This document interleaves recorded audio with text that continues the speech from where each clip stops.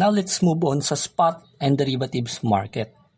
Now, unlike sa stock market, usually kasi sa stock market, especially sa Philippine Stock Exchange, usually, ang makikita lang natin doon is spot market. Unlike sa cryptocurrency, wherein you will see or you will be able to trade two kinds of markets, which is the spot market and the derivatives market. Excuse me. Now, sa spot market, you buy or sell the actual asset. And it means na nagkakaroon kayo ng immediate ownership doon sa particular asset, like Bitcoin. And usually, walang leverage dito. And yung leverage is a multiplier. Basically, it's a multiplier, and which we will talk about more in the future. And it is used for investing and holding. Kasi nga, you are having or you are buying an ownership sa particular asset. For example, you buy Bitcoin on spot, meaning you own the Bitcoin. So kung ano yung binili mo sa market, the spot market, you would be able to or ma-credit siya sa account nyo or pupunta siya sa account nyo. For example, we have the BTC USDT, the Sol USDT, and the Ethereum USDT. Now, what about the derivatives market? And how does it differ sa spot market? Now, yung derivatives market, you trade contracts based on price and not the asset itself. So, kanina, sa spot market, nagkakaroon tayo ng ownership. But pagdating sa derivatives market, nagtitrade lang tayo ng contracts on the future price, right? We are speculating on the future price and not the asset itself. So let's say bumili tayo ng Bitcoin but it's in the derivatives market. So walang mapupuntang Bitcoin sa account nyo. Rather, magkakaroon ng contracts doon sa account nyo.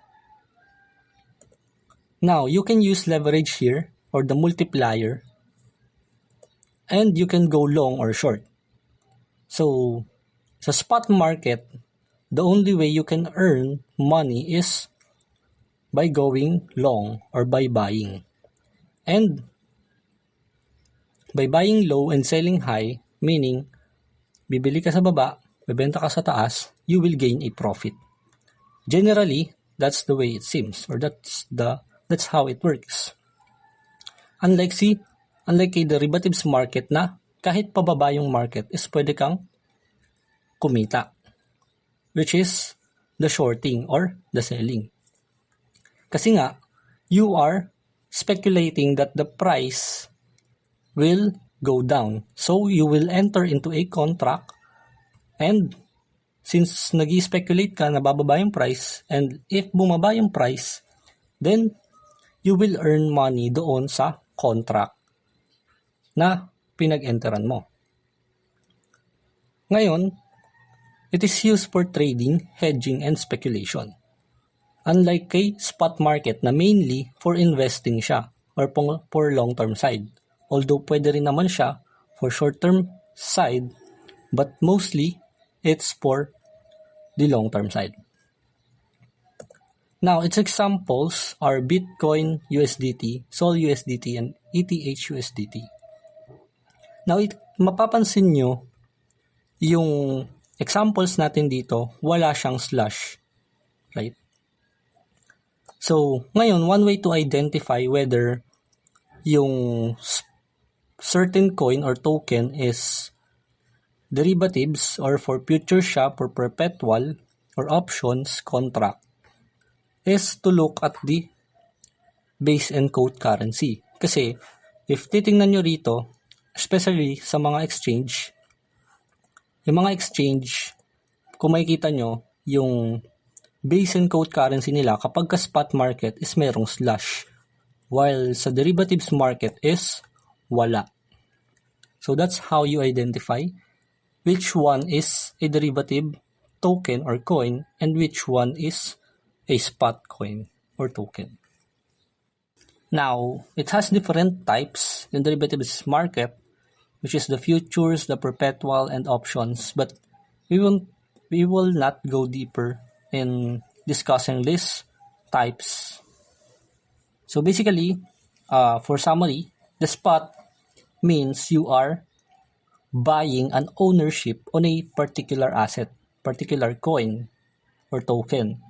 So if binili mo yung Bitcoin under ng spot market, then mapupunta siya sa account mo kasi you are buying an ownership doon sa particular coin or token.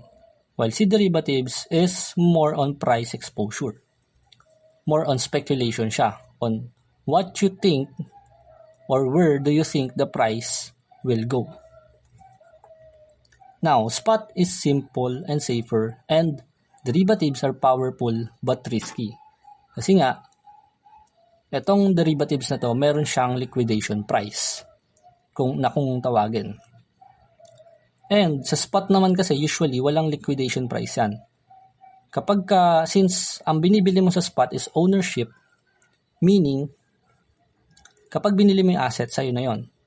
For example, Bitcoin. Binili mo si Bitcoin, sa'yo na yon. Ngayon, if bumaba man yung price, you will incur or you will have a paper loss. Meaning, unrealized loss pa siya. So, unless ibenta mo siya, hindi ka magkakaroon ng losses. Kasi nga, paper loss pa lang siya, unrealized. Hindi mo pa na-earn yung losses. Unlike kay derivatives market, na kapag na-hit yung certain price, pwedeng mawala na yung yung contract mo, which is yung sa liquidation price. Kasi nga, naka-base lang to sa contracts. And, naka-base din sa laki ng capital mo yung liquidation price. So, pwedeng mabago yung liquidation price. And, unlike kay spot na paper losses lang. So, as long as hindi mo ibenta yung sa spot, basically, wala kang losses. Pero, the moment na binenta mo na siya, ginib up mo na yung ownership, then that's the time na magkakaroon ka ng losses. Unlike kay derivatives na automatic, hindi pwedeng hindi mo siya ibebenta. Kasi kapag hindi mo siya ibebenta, or hindi mo i-cancel yung contracts, automatic yan magka-cancel or mag-liquidate. Kasi nga, meron lang hangganan yung contracts na yon, which will depend on sa liquidation price or sa stop losses nyo.